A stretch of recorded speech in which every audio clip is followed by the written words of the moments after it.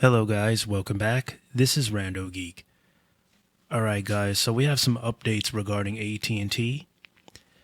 So it's actually some good news or positive news because we know that AT&T has been taking a dip in the market.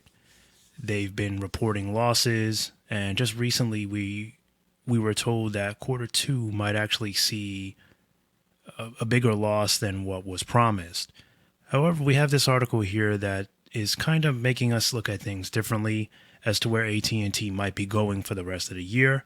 So there's a lot of optimism here, which is good. We like optimism. We like positivity. We like when these companies come out and give us something to look forward to because we're getting a lot of the negativity and we just don't want to hear that. We want to see our favorite wireless carriers succeed, and we want to know what they got planned so that they can do that. So let's read this article. You can find a link down below in the description. All right, so AT&T CFO. So that's Pascal Desroches. He's been in the news a lot lately, discussing the financial side of AT&T and where he thinks it's going, where it's been, and where it's heading.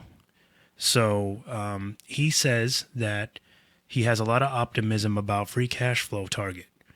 AT&T Corp continues to see a healthy wireless market, he says, and a key executive remains upbeat about the company's place in it. All right. Chief Financial Officer Pascal Desroches acknowledged at an investor conference Tuesday that the wireless company could see a few negative effects on subscriber growth this quarter, but he expressed his optimism about the rest of the year. AT&T expects the level of postpaid phone and net additions to be in the low 300,000s for the second quarter, as the company opted to exit a government contract that wasn't profitable and has seen slightly elevated churn. As rivals tweaked their pricing strategies, Chief Executive John Stankey also discussed the effects at a conference earlier in the cycle. So that said, Desroches noted that the second half of the year is typically seasonally higher because of holiday sales. So they spoke at the Bank of America conference, and this was on Tuesday, and he cheered that the quality of the overall subscriber mix at AT&T, according to a transcript provided Alpha Centio. He says when you have an average revenue per user growing, and we're already at a really attractive ARPU, and you have profits growing off record levels, he says we feel really good about the overall space. He said he thinks that the industry construct is incredibly healthy. So, as we know, there are moves by rivals that raise prices. Mark, another sign of confidence in the industry, he added. So that's good. So he says that he believes that these price hikes are good simply because these wireless carriers believe in the product. So this is why they are they're doing it. They believe that they can charge a little bit more to remain competitive and show people that the product that they're advertising is worth it. That's debatable, right? So we got to look at the plans. We got to see what stacks up, right? We're not too happy with some of these new plans that were thrown out. My plan, Go 5G. We kind of feel like we're paying more but losing. Now, Verizon has reduced pricing on some of it, but not really. It's kind of a trick because you're losing. You'd have to pay more to get more when you used to just get more. You know what I mean? Remember the get more plan? You used to get more. Now you're not really getting more. So, but there's a little bit of a reduction in price, but there's a massive reduction in service. So either way you look at it, he's saying that the wireless industry remains profitably strong. So we'll see about that. So Desroches also addressed free cash flow, a hot issue coming out of a last quarter's report. He says AT&T fell far short of consensus expectations, even as management said the performance matched its own internal view and continued to set the company up to meet full-year targets.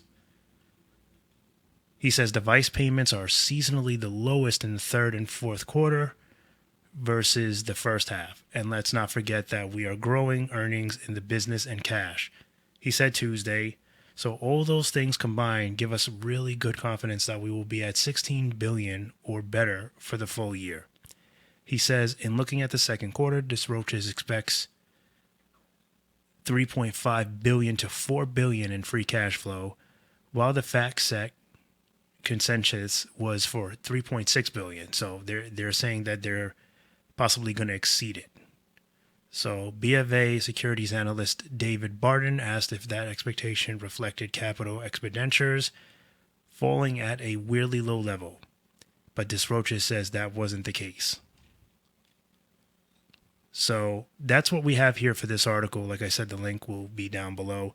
So I think a major area of their confidence comes from fiber. Okay. He says he still has confidence in the wireless industry. We know that pretty much AT&T is taking a step back from wireless right now. Okay. It's pretty healthy to say, pretty obvious to say, they've been on record to say it, that their biggest focus is just fiber right now. This is where their cash flow will really come from. This is a lot of where it will come from. All this extra cash flow will benefit from fiber, at least right now. So that's their main focus, right? So he's not wrong about the wireless industry remaining profitable, but with everything going on, there's a lot of bad decisions that have been made, right, with a lot of these companies. So that's something that has to get in check. Okay, structuring. A lot of these companies have lost structuring. That's something we're waiting to see at Verizon, right? We're waiting to see some new structuring, some new layouts, because the business is failing to advertise a lot of its plans. It's failing to advertise a lot of services. But, on at the same time, they are doing some deployments, and these deployments have been successful.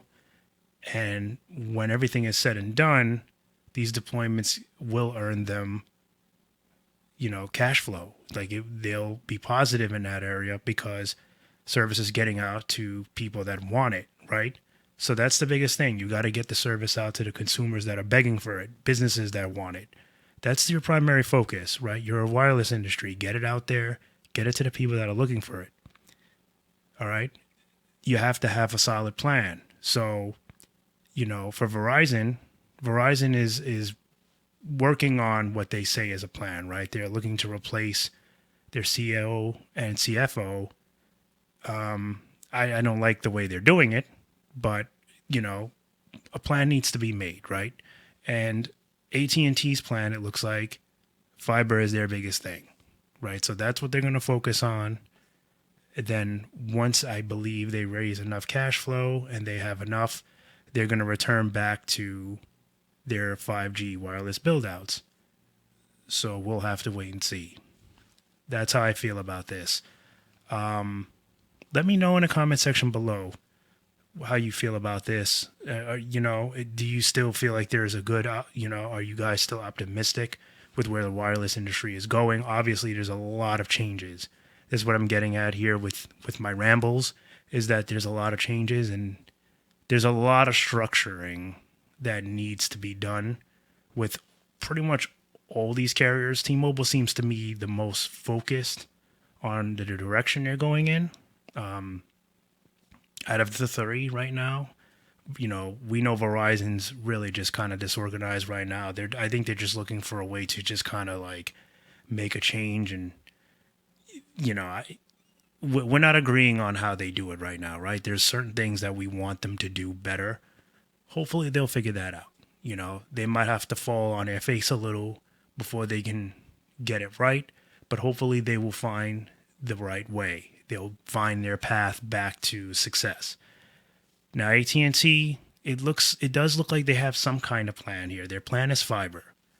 They want to get fiber, cash in on it as much as possible, and then I guess, it looks like hopefully they will return stronger to the wireless side. I don't see abandons. It looks like they're abandoning the wireless industry. That's not what's going to happen. I think that they will return a little bit stronger once they're in a better position. So we'll have to wait and see on that. All right, guys. So I'm going to wrap it up here. I want to thank you guys for stopping by and watching. Please like, comment, and subscribe.